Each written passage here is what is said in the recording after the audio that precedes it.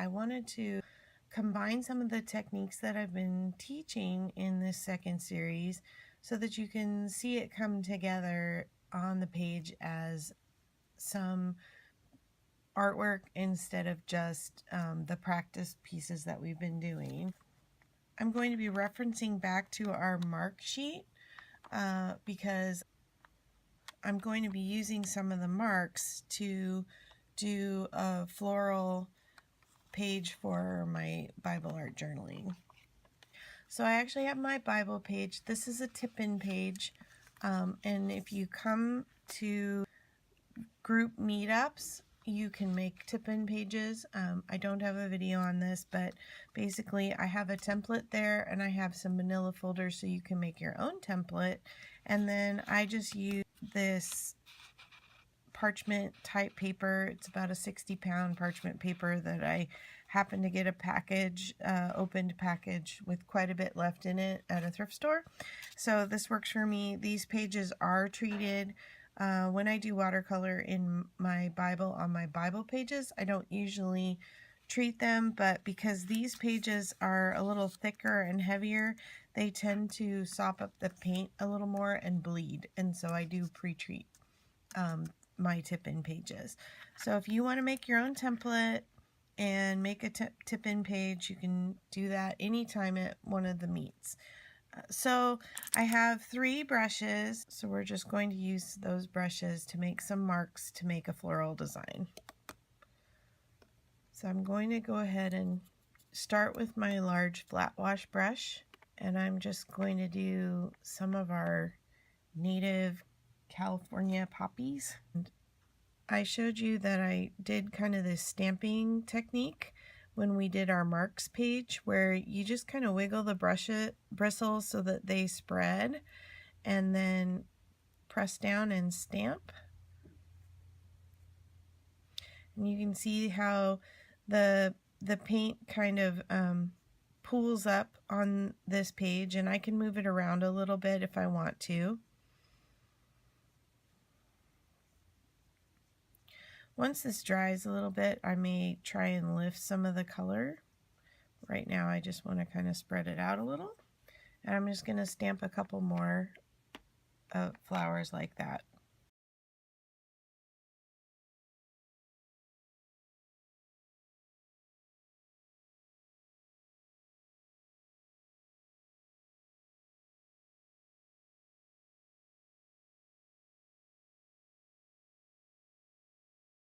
I have 2 cups of water. You can only see the one right here. But then this is the one I'm washing my brushes off in, and then to get clean water on the bristles for when I want to dip into my paint again, I'm using the 2nd cup of water. So now I'm going to switch to this round brush, and I'm going to get some clean water on that and just pick up some purple paint.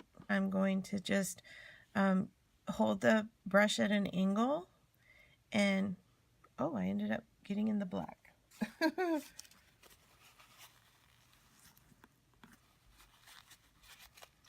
Thankfully, I can just lift that up with my paper towel. You can see some kind of dark spots on my page, and that's where apparently I didn't get the matte gel medium quite even on the back side of this page, and so it did bleed through a little bit. I hadn't affixed this in my Bible yet because sometimes it's easier to pull the page out and do the back side, so I was kind of waiting. That's a page I did in December. Okay, so I'm going to use the brush at an angle, and I'm just going to kind of stamp down the page. The paint acts a little differently. It tends to bead up on the matte gel medium, so you might have to go back over to spread the color a little bit. It won't do that quite as much if you have an untreated Bible page. Let's do some smaller ones. These kind of are just a little bit of stamped like lavender.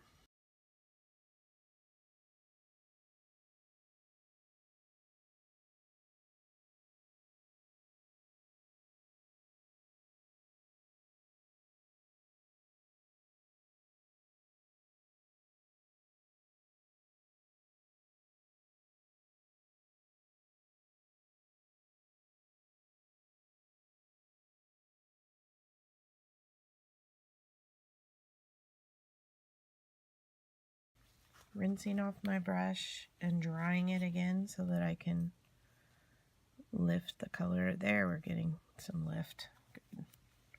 Okay, now I'm gonna spread this out a little bit.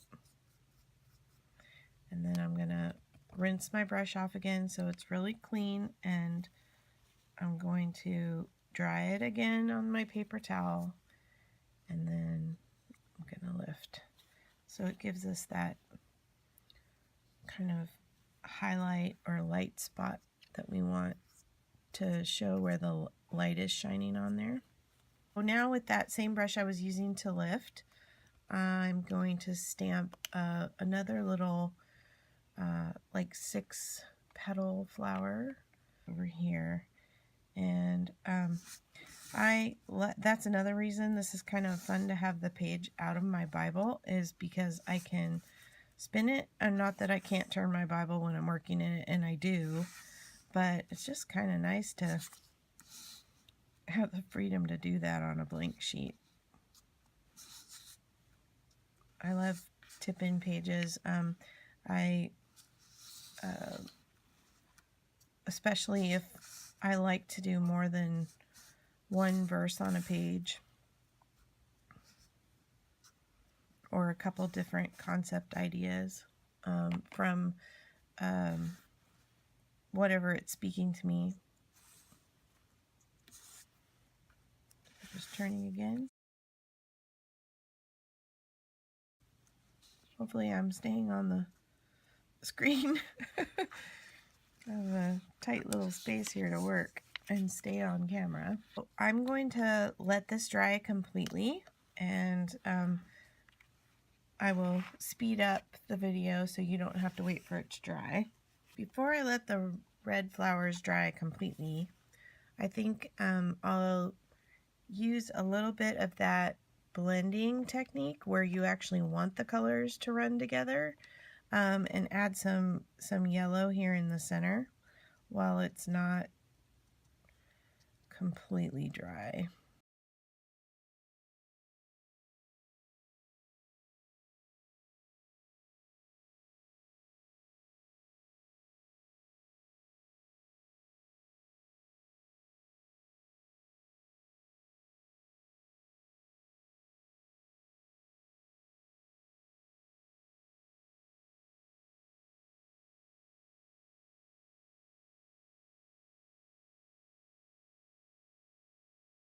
I want the flowers completely dry because when I go back in there to add my greenery, if any of the paint is still wet on the flowers, of course it's going to just run right into my new paint. Or if this is still damp, then the green from the leaves will actually flow back up into the flowers. So either way is not what I want. Okay, so now I'm going to take a dry brush and dip it into some wet paint. But it's not really wet paint, so we're going to use that dry brushing technique that kind of gives you the scratchy look. And I'm not going to go exactly straight. I'm gonna go at an angle and just do some kind of scratchy grass in there along the bottom.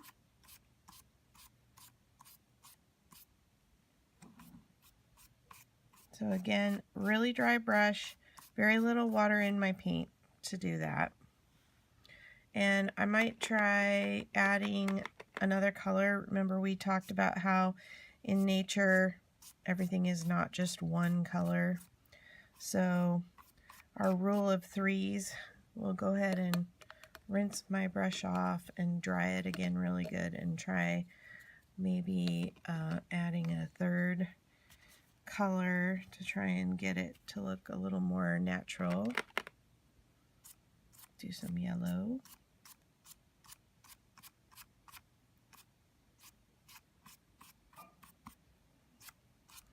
There we go. So now we have some grass going down there. We can use our brush like a stamp again to make some of the stems and the leaves. There's these funny little pokey things right under the flowers on lavender, and so I'm just using the tip of my brush to kind of make some of those, turning it, and then I can just do a really fine line down the middle as my stems. And then of course there's more greenery kind of at the bottom, and I can just do some speckles in there, and I'm gonna do layering some different colors. And that's one of the things I like about watercolor, is that one, we can do something very detailed like these little petals, or you can actually have it be quite abstract to where your eye just kind of fools you into thinking, well, it's kind of the right color, and so it must be a leaf.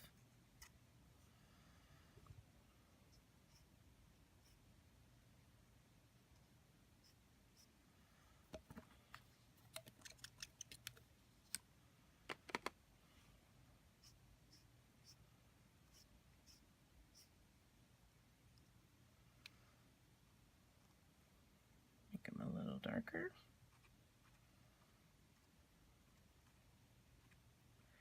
Just keep working with it until you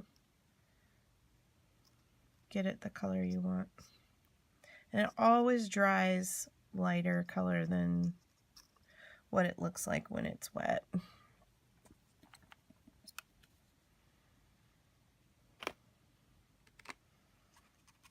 Go ahead and just kind of do some of this along the bottom here, so it looks like my grass is grounded in something.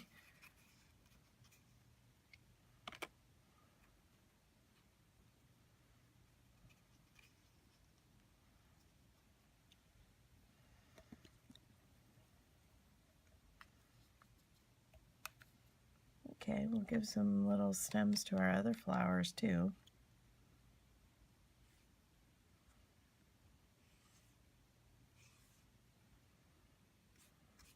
Maybe put some leaves. And for the leaves, I'm just kind of using the side of my brush to make a point at the tip of the leaf.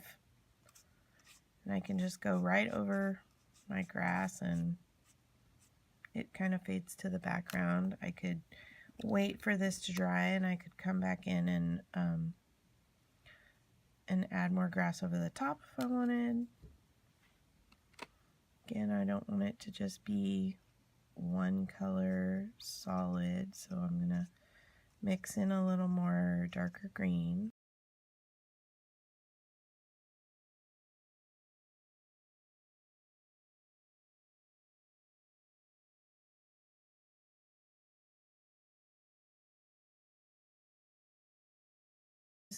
This is all very still wet down here where it's really dark, and I'm going to go ahead and try and lift a little bit of the color to give it a bit of a texture. Now I just have my poppies that I need to get some stems on.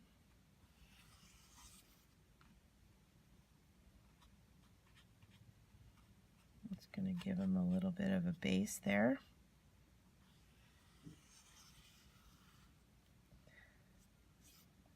I really should be probably turning my page. As I was saying, I don't like pulling straight down when I'm trying to do a thin line, because just seems to go better for me, better control if I am pulling across the page instead of straight down. My arm doesn't get in the way as much.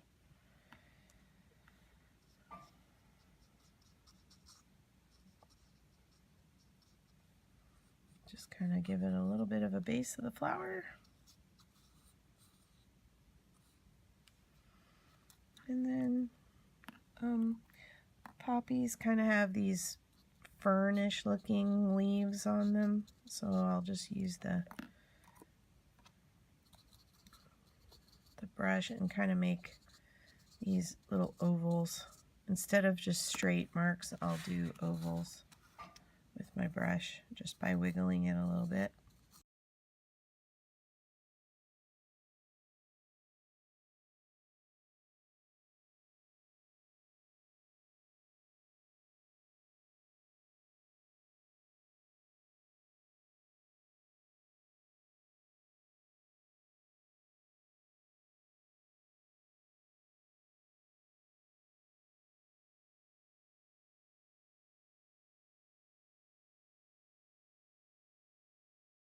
This is a little thicker than I would like, but that was that first one that I did pulling straight down. Let's see if I can lift some of that.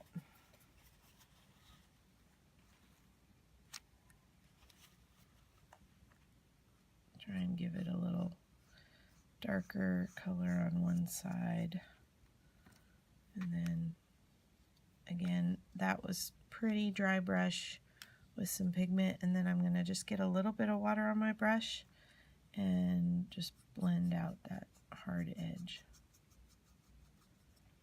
So you see all the techniques that we did just in the practice, where we weren't really, making anything particular, just marks and circles and other geometric shapes. They all translate out into making anything, really.